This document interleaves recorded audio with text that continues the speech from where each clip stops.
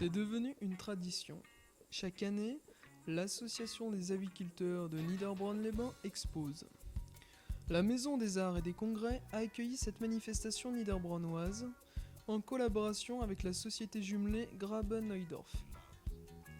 Près de 300 animaux appartenant aux catégories des lapins, volailles et autres pigeons étaient visibles. Les races exposées ne sont pas faciles à obtenir. Les éleveurs mettent parfois des années avant d'arriver à des résultats satisfaisants. Les juges notent les animaux en fonction de leur présentation. Un des plus anciens membres de l'association nous explique. Le matin, ils sont indépendants. Ils rentrent dans l'exposition et puis ils jugent d'après le standard. Et chaque standard, c'est universel. Vous voyez, c'est marqué forme svelte, légèrement du dos. Donc, le dos, il est un peu trop ondulé. Il devrait être plus court. Et ça lui enlève 1 point ou 2 points. C'est ça le jury, enfin le juge qui fait ça.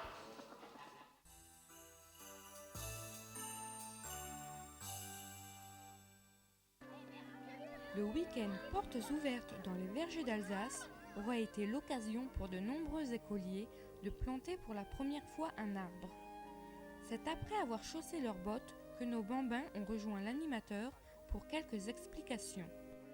Après un bon jus de pomme chaud aux épices de Noël, Patrick Epting, également président de l'association des Amis des fruits, fleurs et jardins de Niederbronn, est vite passé aux travaux pratiques.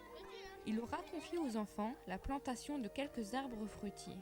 Nicolas, élève de CM1 et petit apprenti jardinier, nous donne les étapes importantes pour une bonne plantation d'arbres. Il faut séparer les branches, mais au tout début il faut creuser un trou assez profond, ne pas dépasser l'endroit de la greffe avec la terre et voilà quoi.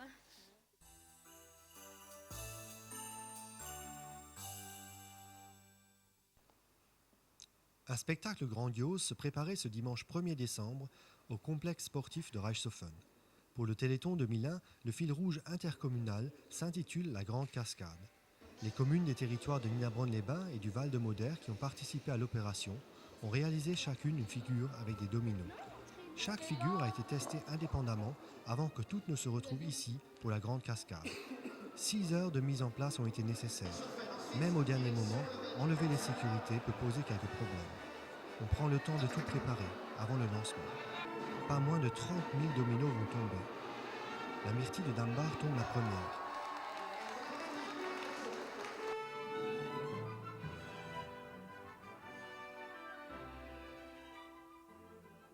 Suivi de Zinswiller. Puis c'est le tour de Niederbronn-les-Bains avec sa fontaine. Reichshofen et ses dominos très colorés suit.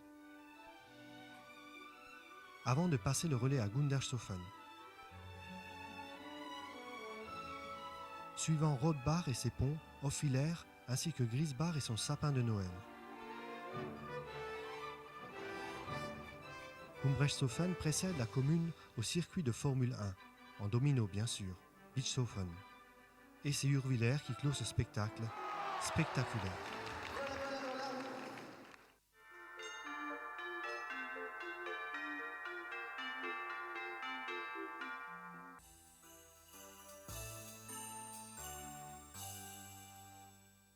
Oberbronn est le village le plus ancien de la région de Niederbronn-les-Bains. Ses maisons à colombage et leurs inscriptions taillées dans le grès sont les témoins d'un riche passé. Le poète et folkloriste August Stoeber a d'ailleurs vécu dans la commune. Oberbronn est également une résidence princière. On y trouve donc des symboles comme le château construit aux abords du village et le tribunal. C'est un village qui est très ancien.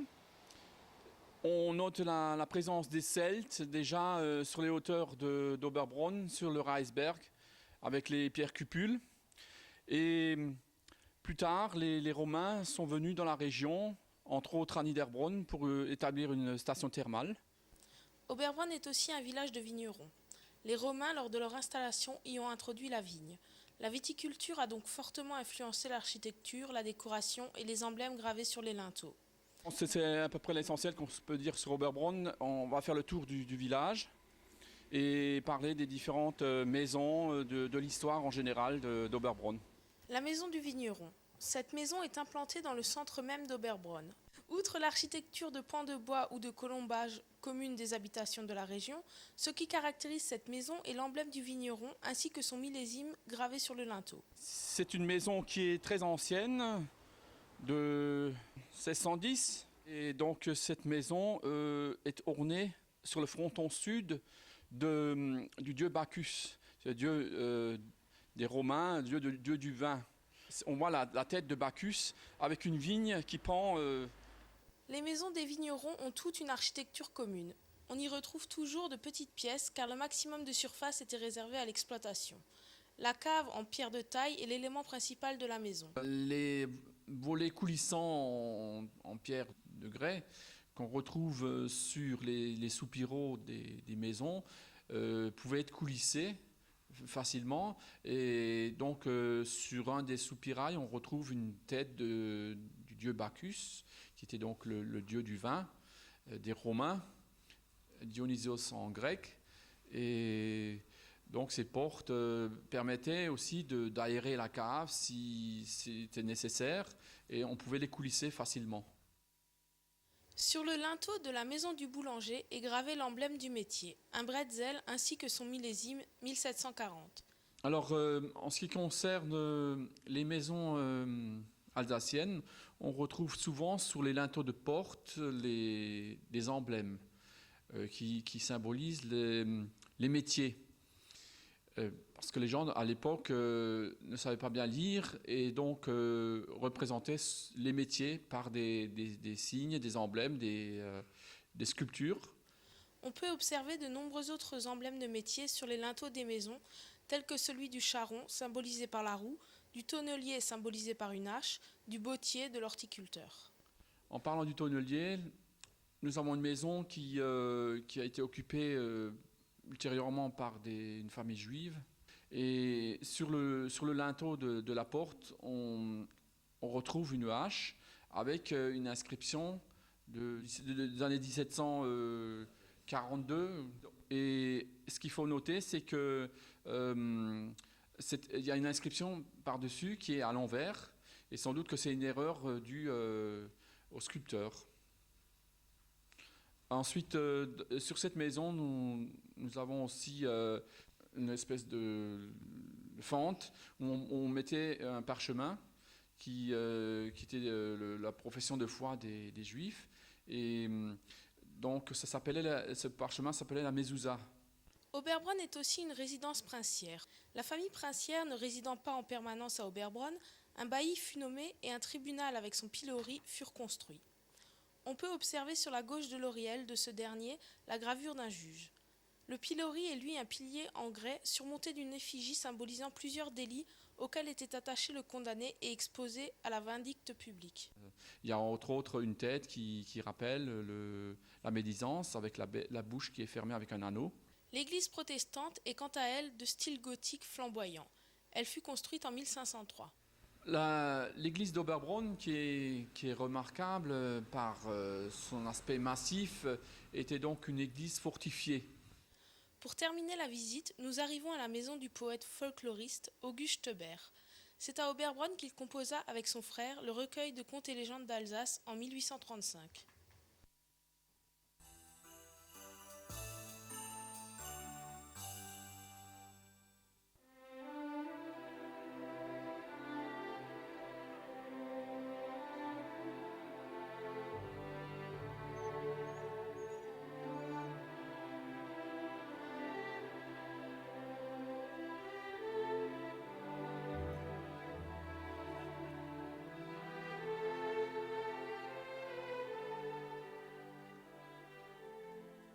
Il y a des habitués, comme il y a des nouveaux parmi nous aujourd'hui. Alors, en tant que président de cette honorable société, je vous ai fait remettre le règlement qui implique votre acceptation pour tout ce qu'il comporte. Chacun est responsable de son coup de fusil. Chacun a son permis de chasse valable pour le Bas-Rhin ou départemental ou national avec timbre régulier. Nous risquons d'être contrôlés. Alors, messieurs, ayez le permis sur vous, s'il vous plaît. Eh bien, aujourd'hui, on s'est avant tout réunis pour notre deuxième battue annuelle et essentiellement pour tirer du sanglier. Parce que dans nos régions, surtout sur le secteur Reichshoffen-Niederbronn, il y a eu beaucoup de dégâts. Plus de dégâts que l'année dernière. Bon, là, aujourd'hui, nous avons 8 traqueurs et nous avons des chiens et nous avons surtout les yak-terriers du forestier de l'ONF, M. Mahler, qui vient régulièrement nous assister dans nos battues. C'est très important parce qu'il y a quand même des taillis où il faut sortir les animaux. Nous étions 32 fusils et ces 32 fusils ont été répartis sur 3 lignes de tir avec chaque fois un chef de ligne. La préparation de la chasse a été faite la veille par le garde et par Blumen, qui est notre capitaine de chasse. Les gens qui viennent sont quand même à 60-70% toujours des gens qui ont déjà chassé avec nous, que nous connaissons. C'est ça qui est important. Parce qu'il faut avoir confiance les uns dans les autres. Hein. C'est pas de canarder dans la nature. Il faut être prudent. C'est une des règles essentielles pour nous, la prudence. Hein. Ça, tout le reste, il vaut mieux renoncer à tirer et surtout tirer sur un animal bien identifié. C'est la règle première. D'ailleurs, c'est déjà le fait, quand le chef de ligne place ses fusils, il leur demande toujours de prendre contact avec les voisins. Il leur donne les angles de tir. De toute façon, l'angle de tir, il ne faut jamais tirer en dessous de 30 degrés. Le début de traque, c'est toujours un coup de trompe. La fin de traque, c'est 2 coups de trompe. Normalement, chez nous, on ne sonne pas le retour où les gens ils donnent 3 coups de trompe, mais on le fait rarement. Le fait d'accepter une invitation à une battue, c'est aussi d'accepter le règlement qui est fixé. Il y a des endroits où l'on peut tirer que balles fichantes et d'autres que tirer derrière soi. Ça, c'est fixé d'avance et c'est indiqué à chaque chasseur. D'ailleurs, nous n'avons jamais, je touche du bois, mais nous n'avons jamais eu de problème parce que des gens qui ne respectent pas les prescriptions, eh bien, nous ne souhaitons plus les avoir parmi nous. Ce matin, on a tiré donc 8 sangliers et nous avons à rechercher 2. C'est-à-dire les emplacements de tir de ces sangliers ont été marqués, les traces de sang relevées et demain matin, ou peut-être, je ne pense pas qu'aujourd'hui en fin de soirée nous puissions commencer, mais demain matin, le garde va faire des recherches avec un conducteur de chiens.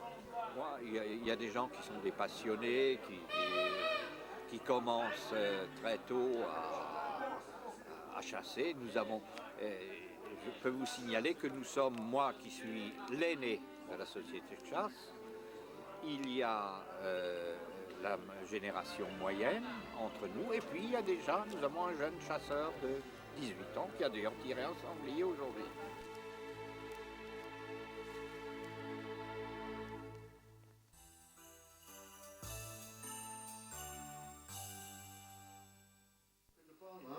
Je prends la volée. Hein. Non, attends, tu auras un plan fixe d'une forêt après qu'il soit descendu. Ça va venir là. Après ça, oui. L'association a été créée en 1993. Donc on était 3-4 mordus et puis on s'est lancé là-dedans. On a créé une association Alors nous sommes une bonne quinzaine de membres. Ce sont des fidèles.